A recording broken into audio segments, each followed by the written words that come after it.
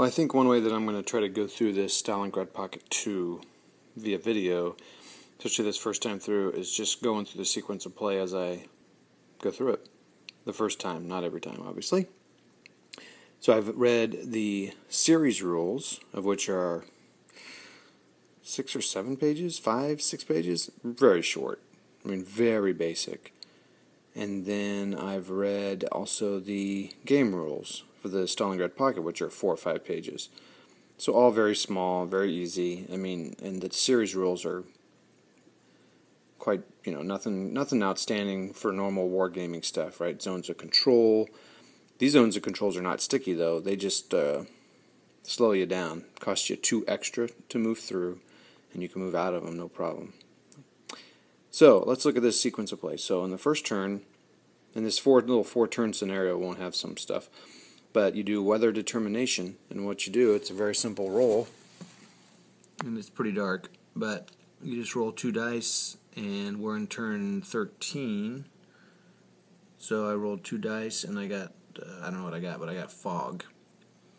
So then I just put it there, and all that weather affects in this game is, see that Axis, see that German sign and the Soviet sign?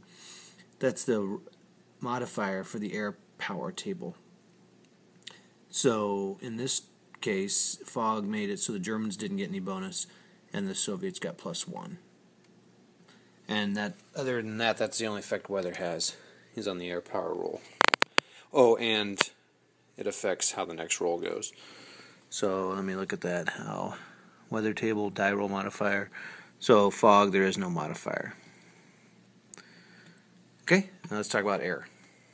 So the first thing with air is you roll 1 die per side, so 1 for the Soviets, 1 for the Germans, and see how many air power you get. And remember, Soviets got 1 on a fog roll, so I rolled a 1 for the Soviets, and so they got the +1, so they get 2 air tokens or air points, and the Germans got 6, rolled a 6, so they get 6 air points, so that's good for them. And let's see what the air can do.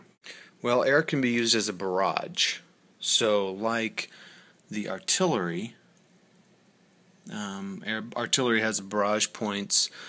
So for example, this artillery has a barrage of 3. It would have more if it was flipped over.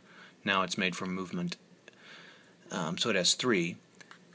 And so you'd look at the 3 column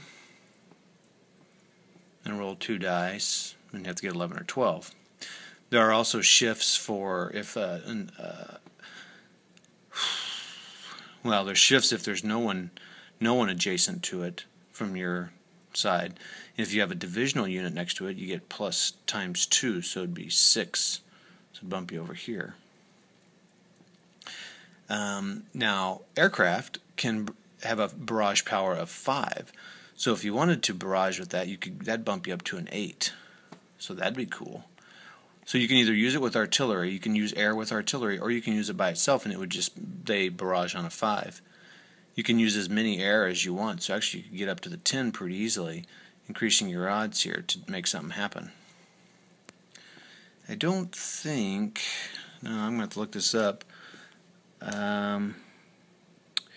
If you do not have,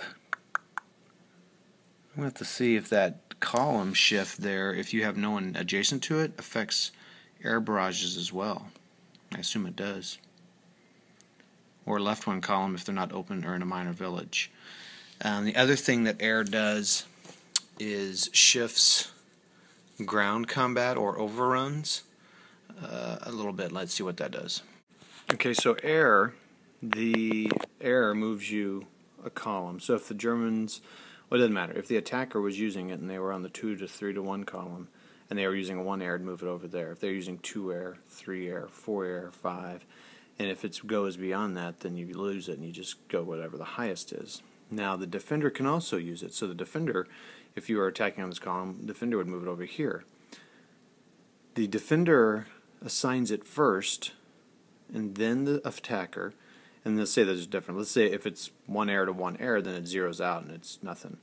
If there was 1 defender and 2 air, 1 defender air and 2 attacker air, then it would just go over 1 because the difference is 1. If there were 2 defender air and 1 attacker air, but they wouldn't do that, an attacker wouldn't assign air. Or yeah, they could. If there's two defender and one attacker, would move it up to there. Does that make sense? So now, an interesting thing is the defender declares first. And the other interesting thing about this game is that you are not allowed, as an attacker or defender, to look at what's under each person's pile. So, like, I would look at this column as an attacker and say, okay, well, I know his defense is 6, but I don't know what the rest of those are. They could be 1s, they could be other 6s, whatever. So as an attacker, I'd be like, I don't know. As a defender, I also can't look at my attacker's pile. So you determine all that. I know as an attacker what I'm getting, and the defender knows what they have total, but they don't know what the other person has. So that's kind of a cool fog of war thing. So you designate the air before you do that. So, you could be designating, you could be way up here and designate 3 air to the attack, and you lose really 2 air because you can't go up 3 columns. So that's kind of a cool mechanic. So that's what air does. And the last thing air can do is provide these supply points. And I don't think I'm using supply points in this game, in this particular scenario. And I'll have to ask a question about that.